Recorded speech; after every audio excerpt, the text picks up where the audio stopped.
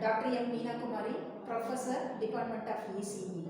So today we are going to see about the architecture of 8086 in the paper Microprocessors and Microcontrollers. So what are the objectives of this? To define the microprocessor. What do you mean by microprocessor? So infer the different registers which is available in the 8086 microprocessor. Next, to discuss the functions of two blocks, execution unit, bus interface unit in 8086 microprocessor. Next, what are the outcomes of this lesson? Illustrate the function of execution unit and then bus interface unit in 8086 microprocessor. So what do you mean by microprocessor? Microprocessor definition we are going to see. So it is a program controlled semiconductor device. It is an IC. So it is a program controlled one. It fetches the instruction and then it executes that one. That is the definition of this one. So it fetches and decodes what are the functions we have to do. That one will be comes under the decoding section. Next one is it will now execute that one and stores the result. So your microprocessor is a CPU. So we are seeing in the laboratory CPU. That is the CPU is the microprocessor. So we will see the block diagram of 8086 microprocessor.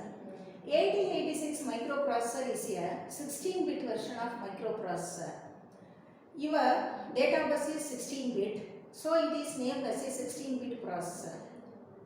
Address bus is 20-bit wide. So your microprocessor now transfers the information to the outside world through the buses. Three different buses are, one is a data bus, address bus, another one is a control bus. So your data bus is of 16-bit in 8086, address bus is of 20-bit. So how many memory locations it can access is 2 power 20. That is 1 megabytes of memory it can access. That is the main important specification of 8086. It consists of two blocks. First one is the execution block. Another one is next half is the bus interface unit. So bus interface unit now fetches the instruction and then it will be from the memory or IO. It will now Q is available here. 6 bytes of information can be stored here. So it fetches and give it to the execution unit. So that is the function of bus interface unit. And the execution unit consists of arithmetic and the logical unit. Mainly it will done the execution of all the operations. So it will be now bus interface unit and then another one is a execution unit. So its architecture consists of many registers, general purpose registers which is of 16-bit wide. We can split some general purpose registers into the 2 8-bit wide. So what are the registers which is available in the execution unit and bus interface unit, we will see. So from the block diagram we can find out in the right side is a bus interface unit. So what is now here? So one is a segment registers. Segment registers are available in the bus interface units.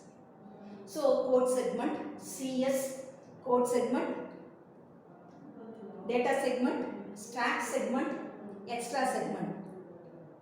Your memory already I told 1 megabyte of memory. It's divided into the many segments. So here each and every one of 256k byte. So 4 segments are there. Next one is a instruction pointer IP. It is also available in the bus interface unit. So what are the function of instruction pointer is it will point out the address of the instruction which is to be executed next. So next instruction the processor should know, because in the main instructions some branching instructions will come. So we have to clearly define what is the address of the next instruction it has to branch. That is loaded in the instruction pointer. So we are dividing our memory into the 4 segments. So corresponding to that one, 4 segment registers are there. Next one is a instruction pointer. Instruction queue is available here.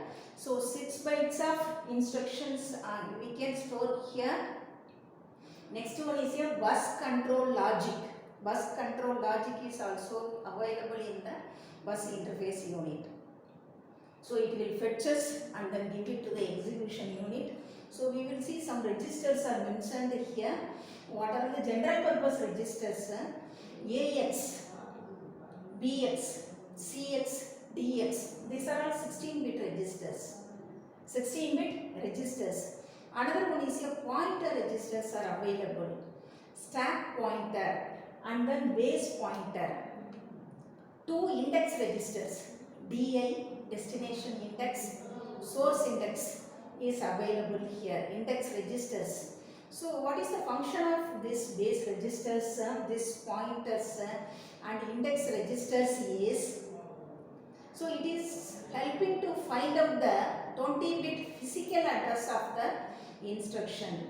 So your address bus is of 20-bit. 20-bit we have mentioned in the block diagram, address bus is 20-bit.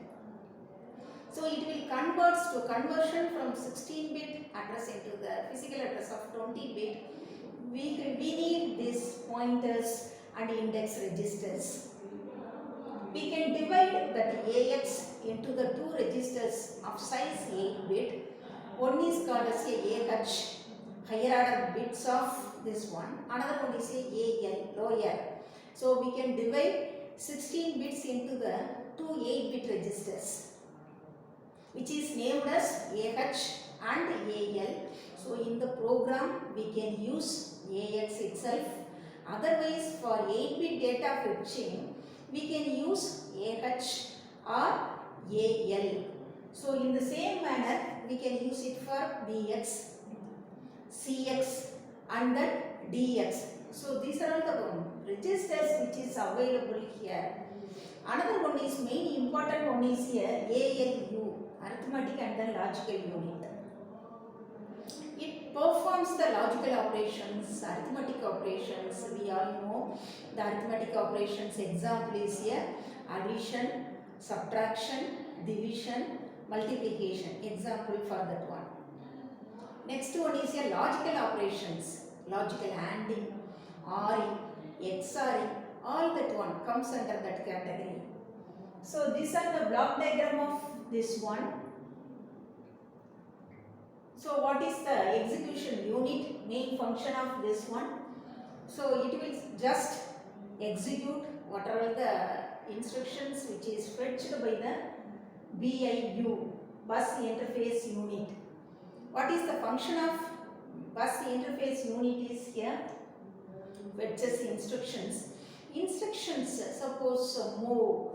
So what are the instructions? Some data transfer instructions, loading the data, moving the data. So all that one just instructions, but in order to execute the instructions we need the data. Data is, we can take the data from memory or IO devices. From the memory we can fetch it, and then our input devices or from the output devices we can fetch it. So your bus interface unit fetches the instruction, get the data from the memory or IO, and then after giving that instructions all data to the execution unit now performs the operation. These two are separate divisions, parallel operations. It will perform, execute that instructions, it will fetch that one. After execution unit gives the output to the bus interface unit. Through the bus interface unit, it's stored in the memory or or IO. That is the function of this. So again we are giving this one. So what is the function of what I have given here is, so what are the different types of interface units, what are the different types of registers, so all this one. So we have to write your instructions.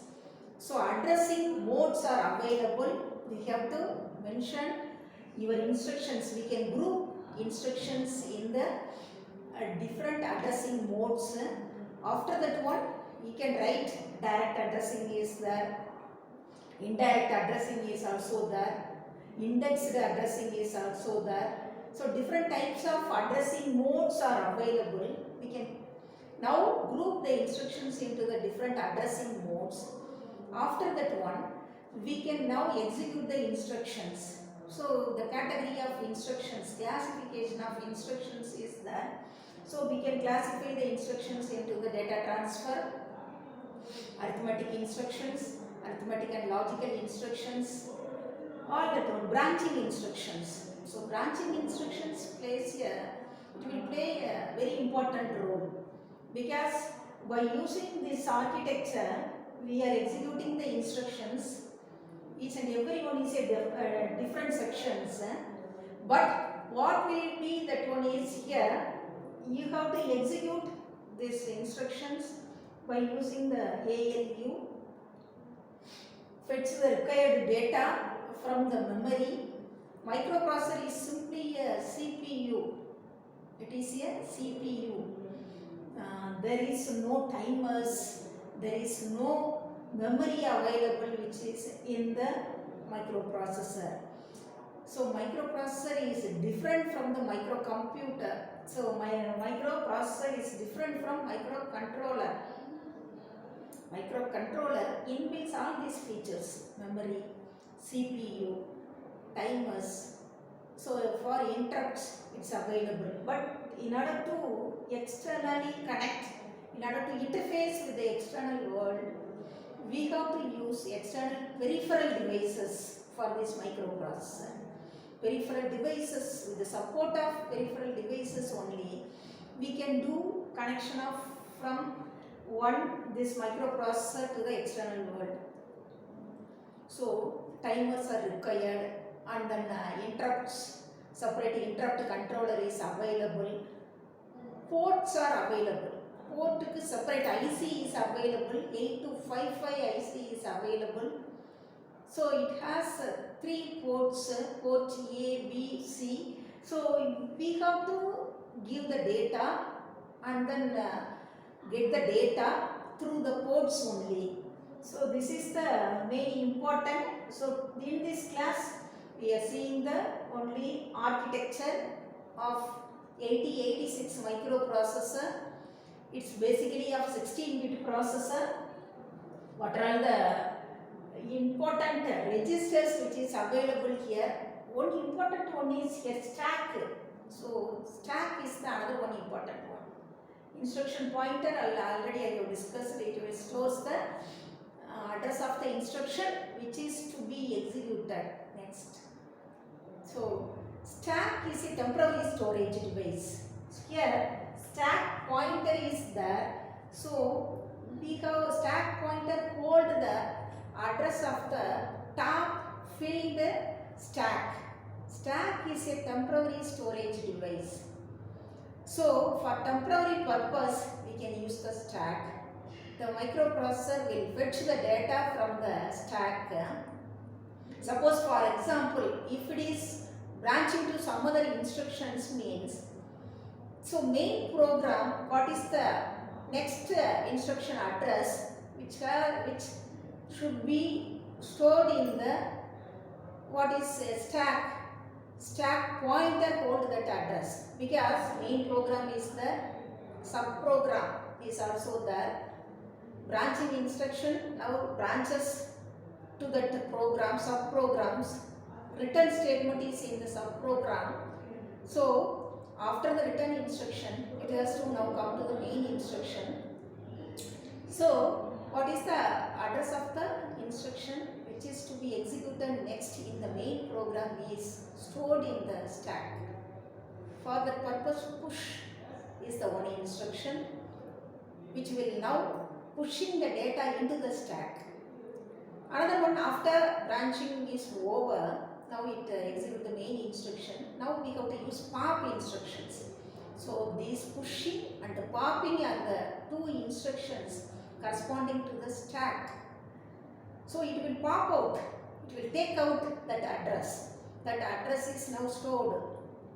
So stack pointer hold the filled stack address. So based on the instructions pushing and popping, your stack pointer is incremented or decremented.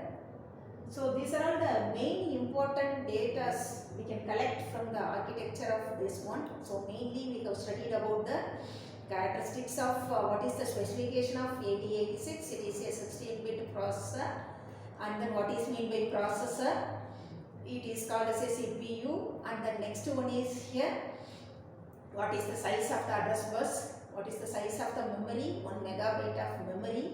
It is arranged in the different form, stack, segmented form it is available. And then what are the main two units which is available in the 8086? One is the execution unit, another one is a bus interface unit. What are the registers? 16-bit registers which is available, and 8-bit registers which is available. What is the function of each and every registers? So general purpose registers are used to store the data. AX, BX, 16-bit data. You want to store the 8-bit data means you can use AHAL. And then what is the function of each and every one? So that is the main important thing. So here 4 segments. So this is the concept map of 8086 architecture. So it consists of 2 units I have shown here. One is execution unit, bus interface unit. So through the bus interface unit is having the buses. Through the buses it will now interact with the external world. What is the execution unit consists of? Main important one is ALU, and then what are the registers which is pointer registers, index registers, general purpose registers available here. This is the concept map. I am showing the concept map of this 8086 architecture, and the next one is a bus interface unit. So what are the registers which is available in the bus interface unit? Segment registers, pointers registers, IP comes under this category. Another one is a instruction queue comes under this instruction queue. 6 bytes of instructions can be queued. We can store 6 bytes of instructions and then give it to the execution unit. So what are the references for this one? So here this is the reference book and then website. Thank you.